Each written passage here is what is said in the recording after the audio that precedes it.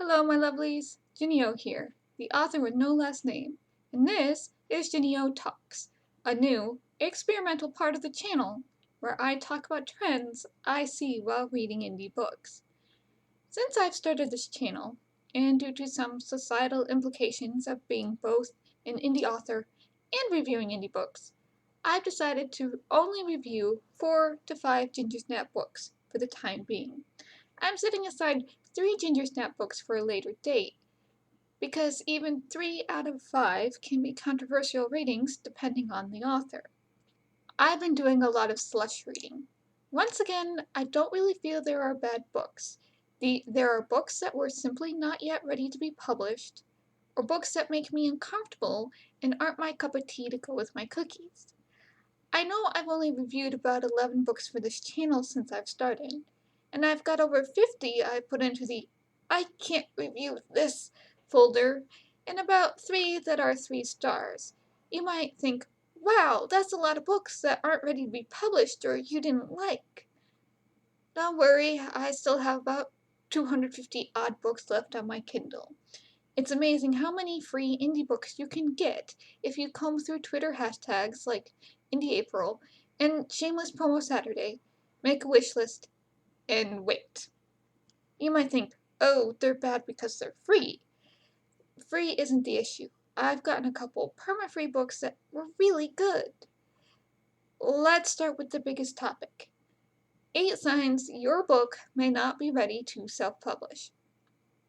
Self-publishing has its pros and its cons. The biggest pro of self-publishing being you are in complete control. The second is anyone can do it. There are no gatekeepers. So like on a fanfiction website, you're going to find a range of quality in self-published books. There aren't any bad books. I personally don't believe in bad books. There are books that aren't to my taste, and there are books that were published too early. In order to keep you from publishing too early, here's my list of 8 signs your book may not be ready to publish. A reader's perspective from already self-published books, in author terms, because I'm also an author. Number 1. You have a prologue. Hold up. Bear with me a moment. I know out there are writers and readers who love prologues. And I can hear you going, Ginny, there's information in my prologue readers need to know to understand my story.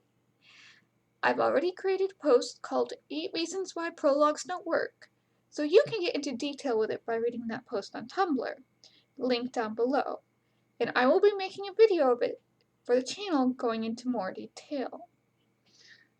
So, ignoring what's already in that post, hard truth.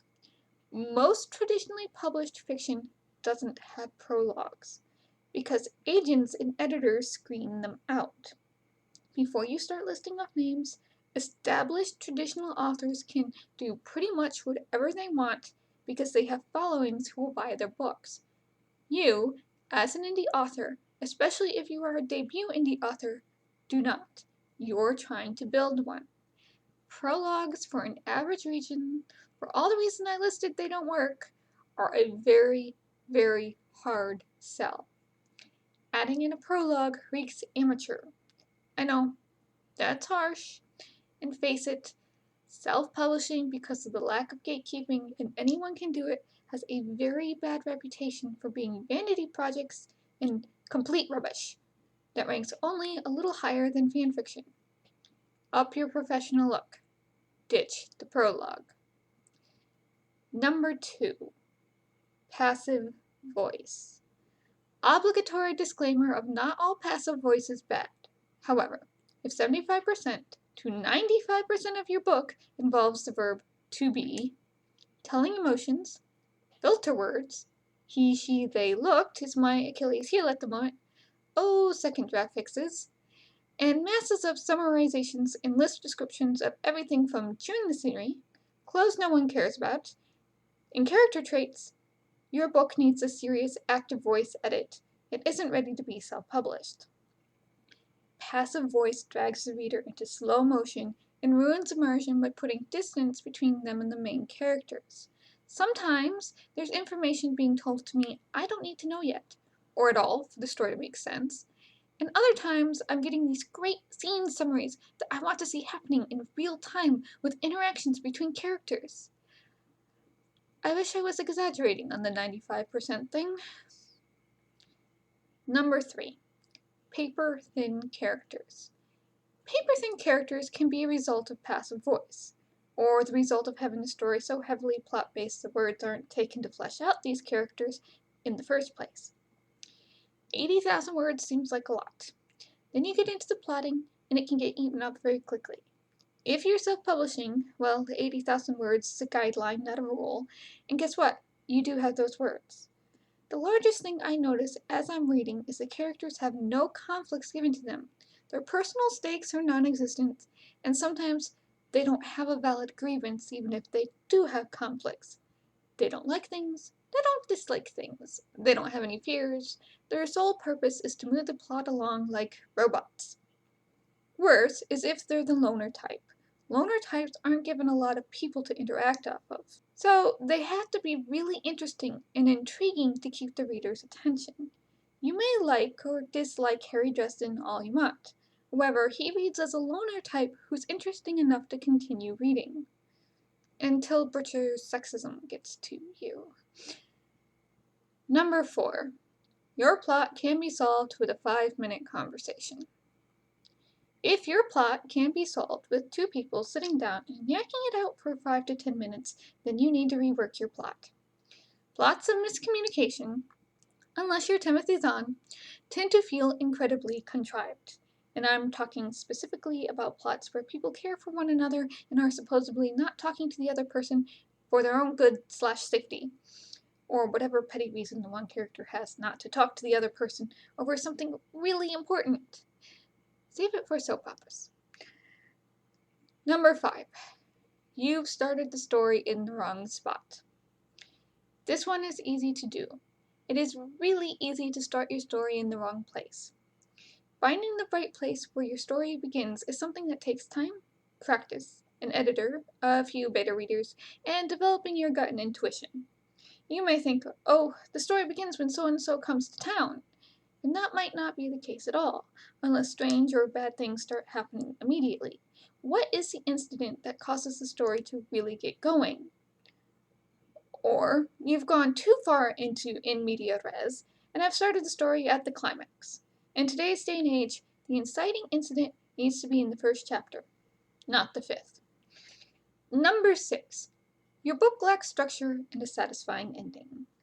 This can often be a result of several things. The aforementioned, you started at the wrong spot, or there's been a lack of development and you've got a beginning and a middle, but you've flubbed the landing. Lack of development can lead in 2 directions. You've got too much exposition and world building and not enough story, or you don't have enough exposition and world building to support or explain the story you've got, and you aren't utilizing what you've got effectively. Books need structure. They need beats and bones to hang everything else off of them. If your story lacks an inciting incident, rising action, a climax, falling action, and a satisfying end where most of the questions raised in the story are tied up into neat little bows, then your book isn't ready to be published. And it's possible to get these in the wrong order. See starting in the wrong place. The beats need to make sense as they follow one right after the other and not leave the reader confused. Sometimes, if you're hopping around back and forth in time, this can be especially difficult. If you do this, please make sure things are labeled clearly. Or you've decided to cut the story in 2 to make 2 books because you want to end on a cliffhanger at the climax to get people to buy your second book. You're planning a loss leader.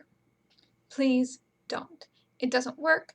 Stories need clear beginnings, middles, and ends. A cliffhanger works if the story prior to it has been resolved enough the cliffhanger makes sense. If you cut the book in half and leave it at the climax, it doesn't. Readers will notice. Number 7. You've set up a different story in your plot than the one you're telling. Oops. Foreshadowing.